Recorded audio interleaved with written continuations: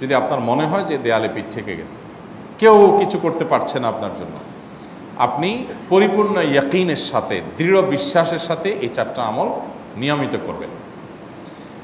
এবং আমি বহু মানুষকে পার্সোনালি এটার পরামর্শ দিয়েছি, ওনারা আমল করেছেন, আমল করে উপকৃত হয়েছেন। এরকম বহু মানুষ আছেন, বৃদ্ধ মানুষ, বাবা ক্যান্সারে আক্রান্ত হয়েছেন অনেক দেরিতে, আল্লাহ তাআলা অলৌকিকভাবে সাহায্য করেছেন। হ্যাঁ, কখনো যদি আল্লাহ তাআলা এই আমলগুলো করার পরও আমার বিপদ দূর না করেন, তাহলে হয় আমার আমলের মধ্যে কোনো ত্রুটি ছিল, অথবা আমার এই বিপদ দূর না হওয়ার মধ্যে আমার জন্য কোনো কল্যাণ নিহিত ছিল। আল্লাহ তাআলা আমার দোয়া কবুল করে যে উপকার হতো তার চাইতে বেটার কিছু হয়তো আমাকে দিবেন, এই ইয়াকিন একজন ইমানদারের থাকবে। সে 4টা আমলের 1 নম্বর হলো ইস্তেগফারের আমল। ইস্তেগফার, আপনি ফেসে গেছেন কোনো জায়গায়, কোনো উপায় পাচ্ছেন না, আপনি ইস্তেগফার করতে থাকেন। আস্তাগফিরুল্লাহ ওয়া আতুবু ইলাইহি, আস্তাগফিরুল্লাহ ওয়া আতুবু ইলাইহি, আস্তাগফিরুল্লাহ ওয়া আতুবু ইলাইহি, আস্তাগফিরুল্লাহ, আস্তাগফিরুল্লাহ, আস্তাগফিরুল্লাহাল্লাযী লা ইলাহা ইল্লা হুয়াল হাইয়ুল কাইয়্যুম ওয়া আতুবু ইলাইহি ওয়া লা হাওলা ওয়া লা কুওয়াতা ইল্লা বিল্লাহ। আল্লাহুম্মা আনতা রাব্বী লা ইলাহা ইল্লা আনতা খালাকতানি ওয়া আনা আবদুকা ওয়া আনা আলা আহদিকা ওয়া ওয়া'দিকা মাস্তাতা'তু আউযু বিকা মিন শাররি মা সানা'তু আবুউ লাকা বিনি'মাতিকা আলাইয়া ওয়া আবুউ লাকা বিযামবি ফাগফির লি ফাইন্নাহু লা ইয়াগফিরুয যুনুবা ইল্লা আনতা। সাইয়্যিদুল ইস্তিগফার। এভাবে যে কোনো ইস্তেগফার করতে থাকেন, আপনি বেশি বেশি করে আল্লাহর কাছে ইস্তেগফার, ক্ষমা প্রার্থনা করতে থাকেন, খুব বেশি। আপনার 2 ঠোঁটে অনবরত আপনি চাইতে থাকেন আল্লাহর কাছে ক্ষমা। এই ইস্তেগফার সম্পর্কে নবী করিম সাল্লাল্লাহু আলাইহি ওয়াসাল্লাম বলেছেন, মাল্লাজিমাল ইস্তেগফার, যে ব্যক্তি ইস্তেগফারকে আঁকড়ে ধরবে, আঁকড়ে ধরা মানে কি, এটা ছাড়বে না, সে পড়তেই থাকবে অনবরত। টয়লেটে যাওয়ার সময়টা, ঘুমের সময়টা, খাওয়ার সময়টা বাদে, অবসর নামাজের সময়টা বাদে, সারাক্ষণ সে ইস্তেগফার পড়বে। এরকম যদি কেউ করে, আল্লাহ রাব্বুল আলামিন জাআলাল্লাহু লাহু মিন কুল্লি হাম্মিন ফারাজা ওয়া মিন কুল্লি যায়কিন মাখরাজা, সকল পেরেশানি থেকে, সকল টেনশন থেকে বের হওয়ার পথ আল্লাহ তাআলা অলৌকিকভাবে তার জন্য আবিষ্কার করে দিবেন। এবং আমি আমার জীবনে যেটা বলেছিলাম, বিস্তারিত বলতে চাই না, এরকম পরিস্থিতি আসছে যে চোখের সামনে কোনো আপাতত রক্ষার কোনো পথ আর খোলা নেই, এমন ভয়াবহ বিপদ। ইস্তেগফার করতে করতে এমনভাবে আল্লাহ তাআলা সাহায্য করেছেন যে এটা কল্পনা করলেও মনে হয় যে স্বপ্নের মতো। কিভাবে এখন এই লোক এই জায়গায় আসলো আমার সাহায্যের জন্য, এই লোক তো এটা আমি এই জায়গায় আসার কথা না, ঠিক উনি এসে হাজির হয়ে গেলেন এবং উপকারটা, আমার সমাধানটা হয়ে গেল সমস্যা। তো আলহামদুলিল্লাহ, বহুবার আমি পরীক্ষা করেছি, আর আমার পরীক্ষার 2 পয়সার দাম নাই। হাদিসে বলা আছে, গ্যারান্টি দেওয়া আছে, আমার পরীক্ষা করলেই কি না করলেই। তাহলে একটা আমল হলো কি, ইস্তেগফার। সব সময়ের জন্য এটা কন্টিনিউয়াস করবেন, আর এমনিও অবসর সময় ইস্তেগফার করবেন। আরবদের মধ্যে সৌন্দর্য আছে, তারা বিভিন্ন ডাক্তারের ওয়েটিং রুমে বা বিভিন্ন জায়গায় মানুষ যেখানে অপেক্ষা করে পাবলিক প্লেসগুলোতে লিখে রাখে ইস্তেগফার করুন, আপনার হাইওয়েগুলোর পাশে লেখা থাকে ইস্তেগফার করুন, এবং তারা আসলে একটু পরপর দেখা যায় ইস্তেগফার করে। ভালো মন্দ গুণ সবার মধ্যে আছে, তাদের এই ভালো গুণটা আছে, ইস্তেগফার বেশি বেশি করা। আমরা ইস্তেগফার সচরাচর এইভাবে অনবরত অবসর সময় করার অভ্যাস অনেকের মধ্যেই নাই। আমরা এটা চালু করবো ইনশাআল্লাহ। বিশেষ করে যখন কোনো সমস্যা হবে তখন ইস্তেগফার চলতে থাকবে মুখে অনবরত, ধীরে ধীরে মহব্বতের সাথে নিজেকে, নিজের পাপ অপরাধগুলোর কথা স্মরণ করে আল্লাহর কাছে মাফ চাইতে থাকবো, পেরেশানি দূর হবে ইনশাআল্লাহ। 1 নাম্বার 2, দুরুদ। নবী করিম সাল্লাল্লাহু আলাইহি সাল্লামের প্রতি দুরুদ পাঠ করা, এটা যদি আপনি নিয়মিত করতে থাকেন মহব্বতের সাথে, আল্লাহুম্মা সাল্লি আলা মুহাম্মদ ওয়া আলা আলি মুহাম্মদ কামা সাল্লাইতা আলা ইব্রাহিম ওয়া আলা আলি ইব্রাহিম ইন্নাকা হামিদুম মাজিদ, আল্লাহুম্মা বারিক আলা মুহাম্মদ ওয়া আলা আলি মুহাম্মদ কামা বারাকতা আলা ইব্রাহিম ওয়া আলা আলি ইব্রাহিম ইন্নাকা হামিদুম মাজিদ। আপনি একবার ছোট দুরূদ যদি পড়েন, সাল্লাল্লাহু আলাইহি ওয়াসাল্লাম, সাল্লাল্লাহু আলাইহি ওয়াসাল্লাম, আল্লাহুম্মা সাল্লি আলা মুহাম্মদ ওয়া আলা আলি মুহাম্মদ, শুধু এইটুকু পড়েন। জাযাল্লাহু আন্না মুহাম্মাদাম মা হুয়া আহলু, শুধু এইটুকু পড়েন। আপনি এভাবে যেই কোনো দুরূদ নবী করিম সাল্লাল্লাহু আলাইহি ওয়াসাল্লামের প্রতি যদি পড়েন এবং পড়তে থাকেন অনবরত, ইস্তেগফারের পাশাপাশি দুরূদের ক্ষেত্রে নবী করিম সাল্লাল্লাহু আলাইহি ওয়াসাল্লাম বলেছেন যে এইটা তোমার জন্য যথেষ্ট হয়ে যাবে। তুমি যদি আল্লাহর কাছে আর কোনো দোয়া করতে না পারো, শুধু দুরূদটা পড়ো, তোমার সব পেয়ে যাবে, কিচ্ছু লাগবে না। এক সাহাবী বলছেন, রাসূলুল্লাহ, আমার দোয়ার মধ্যে দুরূদ কত % রাখবো? আমি তো আমার অনেক কিছু আল্লাহর কাছে চাইবো, দুরূদ মানে তো নবীজির জন্য দোয়া, মানে আমার জন্য তো আমি দোয়া করবো, আপনার জন্য দোয়া কত % করবো? 1/3, 1/4, তারপরে হাফ, এবার বিভিন্ন পার্সেন্টেজ বলছিলেন তিনি। নবী করিম সাল্লাল্লাহু আলাইহি ওয়াসাল্লাম বলেছেন যে হ্যাঁ, এর বেশি করতে পারলে আরও ভালো, আরও ভালো। তো ভদ্রলোক এর বেশি, ওই সাহাবী রাদিয়াল্লাহু তাআলা আনহু, তিনি এর বেশি বাড়াতে একটা পর্যায়ে বলছেন যে আমি সব দোয়া আপনার জন্য করি। নবী করিম সাল্লাল্লাহু আলাইহি ওয়াসাল্লাম বলেছেন তাহলে তোমার আর কোনো দোয়াই করতে হবে না, এর মধ্যে সব দোয়া চলে আসবে। কারণ আপনি যদি বলেন আল্লাহ আপনার নবীর প্রতি আপনি রহমত নাজিল করেন, আপনার নবীর প্রতি আপনি শান্তি নাজিল করেন, আপনি যদি এটা দোয়া করেন, তো আল্লাহকে আল্লাহর নবীর প্রতি আপনি রহমত নাজিল করতে বললে আল্লাহ তাআলা আপনার প্রতি রহমত নাজিল করবেন কি করবেন না?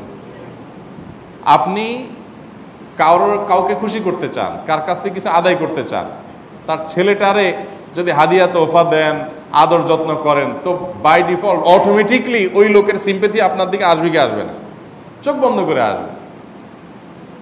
তো আল্লাহর নবীর জন্য যখন আপনি দোয়া করবেন তখন আল্লাহ তাআলা আপনার মধ্যে রহমত নাজিল করবেনই, এটা নবী সাল্লাল্লাহু আলাইহি ওয়াসাল্লামের ওয়াদা। যে কোনো পেরেশানি, তিনি আরো বলেছেন যদি কেউ দুরূদের আমল করে নিয়মিত, আল্লাহ রাব্বুল আলামিন তার সকল পেরেশানির জন্য যথেষ্ট করে দিবেন। এই আমলটাকে সবগুলো দূর করার জন্য যথেষ্ট হয়ে যাবে। এই দুরূদের আমলটা আমি দেখেছি সুবহানাল্লাহ গুলির মতো কাজ করে। আজকের ঘটনা, এক ভদ্রলোক সকালে একটা টেলিভিশন চ্যানেলে, বেসরকারি চ্যানেলে প্রোগ্রাম শেষ করে নামছিলাম লিফটে, তো উপস্থাপক উনি বলছিলেন যে ভাই মানে দুরূদের আমল পড়ে আমি কিছুদিন আগে একটা ইয়াতে মানে এমন একটা অবস্থা যে এইটা থেকে বের হওয়ার কোনো পথ আর নাই, শুরু করলাম দুরূদ অনবরত, এরপরে আল্লাহ তাআলা আমাকে এমনভাবে উদ্ধার করলেন আমি কল্পনা করতে পারিনি। আলহামদুলিল্লাহ এই আমলগুলো করে অনেক ভাইরা আমাকে অভিজ্ঞতা জানাইছে যে আলহামদুলিল্লাহ তাদের অভিজ্ঞতা অলৌকিক। হ্যাঁ, ওই যে বললাম কখনো যদি আল্লাহ তাআলা আপনার দোয়া কবুল না করেন তাহলে হয় আমার ত্রুটি আছে, আর না হলে আমার জন্য আল্লাহ তাআলা এর চেয়ে বেটার কিছু রেখেছেন, আমি সেই ইয়াকিন রাখবো ইনশাআল্লাহ বিইذنিল্লাহ। আর এই দোয়াতে সমাধান হবেই হবে, সে বিশ্বাস থাকতে হবে। নবী করিম সাল্লাল্লাহু আলাইহি ওয়াসাল্লাম বলেছেন, হাদিসে কুদসিতে আল্লাহ বলেছেন আনা ইনদা যান্নি আবদি বি, বান্দা আমার প্রতি যেমন ধারণা করে আমি তেমন আচরণ করি। এখন আপনি যদি চিন্তা করেন করে দেখি হয় কি না, দেখি ট্রাই করি, তাহলে ওই আল্লাহ তাআলা বলবেন ঠিক আছে দেখতে থাক। আপনি যদি ইয়াকিন করেন যে না নবী করিম সাল্লাল্লাহু আলাইহি ওয়াসাল্লাম যে বলেছেন অতএব সেটা হবেই, আর আল্লাহ রাব্বুল আলামিনের কাছে আমি ওইভাবেই চাবো যে আল্লাহ দিবেনই, আমি নিয়েই ছাড়বো, ইনশাআল্লাহ গুলি মিস হতে পারে, আপনার দোয়া মিস হবে না। ওই ইয়াকিন, ওই ঈমান আমার মধ্যে আনতে হবে, চেষ্টা করবো তো ইনশাআল্লাহ। তাহলে দুইটা আমল হলো ইস্তেগফার আর দুরূদ। 3 নম্বর আরেকটা আমল হলো দোয়া ইউনুস। দোয়া ইউনুস, লা ইলাহা ইল্লা আন্ত সুবহানাক ইন্নী কুনতু মিনাজ জালিমিন। বেশি বেশি পড়তে থাকবেন, যখন বিপদে পড়বেন ইস্তেগফার আর দুরূদ পড়বেন সবচেয়ে বেশি, আর মাঝে মধ্যে দোয়া ইউনুস, লা ইলাহা ইল্লা আন্ত সুবহানাকা ইন্নী কুনতু মিনাজ জালিমিন। আল্লাহ সুবহানাহু ওয়া তাআলা কোরআনে কারিমে এই দোয়ার পরে বলেছেন ওয়া কাযালিকা নুনজিল মুমিনিন। এই দোয়া পাঠ করার মাধ্যমে ইউনুস আলাইহিস সালামকে পৃথিবীর ইতিহাসের সবচেয়ে অলৌকিক ঘটনা, সকল সায়েন্স, সকল আপনার বিজ্ঞানের তত্ত্ব সবগুলোকে আপনার সবগুলোর বিপরীতে বা সবগুলোকে আপনার ভুল প্রমাণ করে দিয়ে ওই জায়গাটার জন্য আল্লাহ তাআলা ইউনুস আলাইহিসকে মাছের পেটে ঢোকার পর সেখান থেকে আবার জীবিত রেখে বের করেছেন। অক্সিজেন অভাবে তো সেখানে এমনি মারা যাওয়ার কথা, আরও নানা কারণে মারা যাওয়ার কথা, তাই না? কিন্তু আল্লাহ তাআলা তাকে রক্ষা করেছেন, কারণ উনি ওই বিপদে পড়ার পর থেকে এইটা পড়তেছিলেন, লা ইলাহা ইল্লা আনতা সুবহানাকা ইন্নী কুনতু মিনাজ জালিমিন।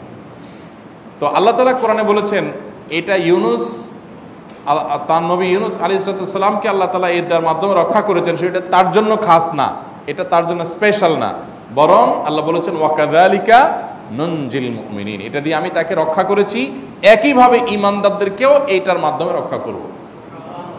এটা বড় অস্ত্র পেয়ে গেলাম। দোয়া ইউনুস বেশি বেশি পড়বো ইনশাআল্লাহ, লা ইলাহা ইল্লা আনতা সুবহানাকা ইন্নী। আমার দেশে আবার দেখা যায় বিপদ হয়ে গেলে তখন হুজুর ভাড়া করে যে ভাই আপনারা সবাই মিলে এটা 1 লাখ বার পড়ে দেন, 1.25 লাখ বার পড়ে দেন, টাকা দিব আপনারা পড়ে দেন। আপনারটা আপনি পড়বেন ভাই, হুজুরদের কাছে দোয়া চান সমস্যা নাই, আর হুজুরদেরকে খাটায়া টাকা দিবেন কেন, এমনি টাকা দিবেন না দিয়া। আর এই দোয়া নিজে নিজে করতে থাকবেন।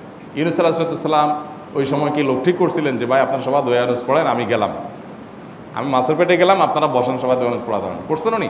ওনারটা উনি করছেন, তো আপনারটা আপনি শুরু করবেন দোয়া ইউনুস না।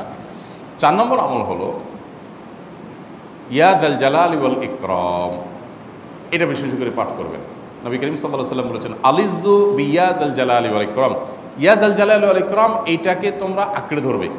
ইয়া যাল জালালি ওয়াল ইকরামের মানে কি? এটা আল্লাহকে ডাকা, আর কিছু না, এবং হাদিসে বর্ণিত দোয়া, এটা মাসনুন দোয়া।